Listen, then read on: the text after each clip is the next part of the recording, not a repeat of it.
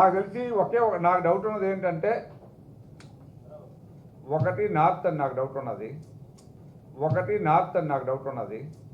నాకు తెలిసి నాకు డౌట్ ఉన్నది ఏంటంటే ఒకటి నార్త్ అని నాకు డౌట్ ఉన్నది. ఓ మందుంటే మాత్రం కాపలా కాచుకోలేము. నాకు తెలిసి నాకు డౌట్ ఉన్నది ఏంటంటే ఒకటి నార్త్ అని నాకు డౌట్ ఉన్నది.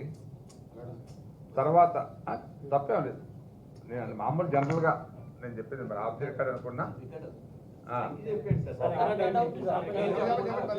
ఓకే, రెండు పోతాయి అనుకుంటున్నా. అంటే 2 లేక 3 రైట్ 5 వద్దులేదు కదా,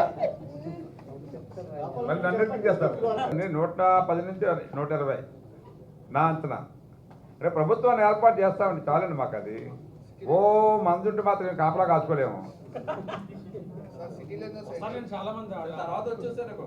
తర్వాత చూస్తే మేము వేరే గది పెడతాం, వేరే గది.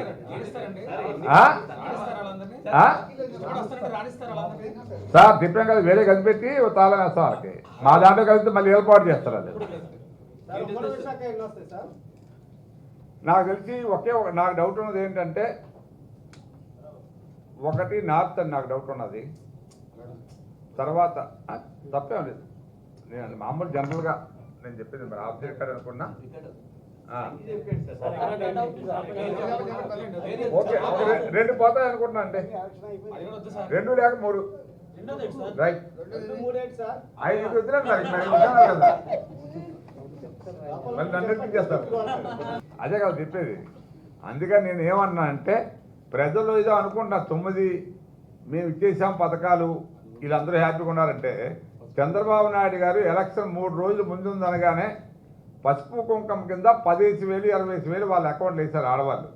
వీడు ఇచ్చిన అమౌంట్ ఎంత? ఆ రోజు 1,500 ఇచ్చాడు, 1000 అనుకుందాం. డెలిబరేట్గా ఇది తెలియని విషయం కాదు కాబట్టి. అప్పుడు ఏమైంది? ఏది ఎక్కువ ఇచ్చినట్టు లెక్క ఆ రోజు 2019లో. కానీ జగన్ ఇంకా ఎక్కువ ఇస్తాడు, రేపు రాష్ట్రంలో పరిపాలన చేస్తే డబ్బు అక్కర్లేదు అతనికి, డబ్బు బోర్డు సంపాదించాడు. చదువుకునే వాళ్ళు కూడా అదే ఊహించారు, పరిపాలన చేస్తాడు, రాష్ట్రాన్ని బాగు చేస్తాడు. బాగు చేశాడా? నాశనం చేశాడు. అప్పులు చేసి డబ్బు అంటే గొప్ప ఏంటండి? ఈవేళ ఉన్న రిసోర్సెస్ని పాడు చేశాడు. అక్కడ ఈవేళ సుమారు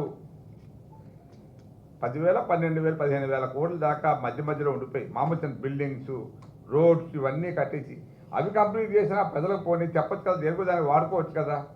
పోనీ అంతెందుకు, సెక్రటేరియట్ విశాఖపట్నంలో కడతాను, టెంపరీ సచివాలయం కానీ లేకపోతే ఏదైనా ఇక్కడ ఒక పెడతానన్నాడు. 2 సంవత్సరాల్లో కేసీఆర్ బ్రహ్మాండమైన సచివాలయం కట్టినప్పుడు హైదరాబాద్లో, నువ్వు ఈ 5 సంవత్సరాల్లో కాదు 2 సంవత్సరాల్లో ఒక బ్రహ్మాండమైన కాంప్లెక్స్ కట్టొచ్చు కదా సచివాలయం. అప్పుడు రుచికొండ కట్టాడు, గెస్ట్ హౌస్ కట్టాడు. మరి ఆ గెస్ట్ హౌస్ని సచివాలయం కింద వాడదాం అనుకున్నారు, కానీ కోర్టు మొట్టికాయ వేయడం వల్ల రాలేకపోయాడు. కనీసం ఆ ప్రిమిస్ ఓపెనింగ్ రాలేకపోయాడు ముఖ్యమంత్రి దాంట్లోకి. అంటే ఎంత భయపడ్డాడో చూడండి దాని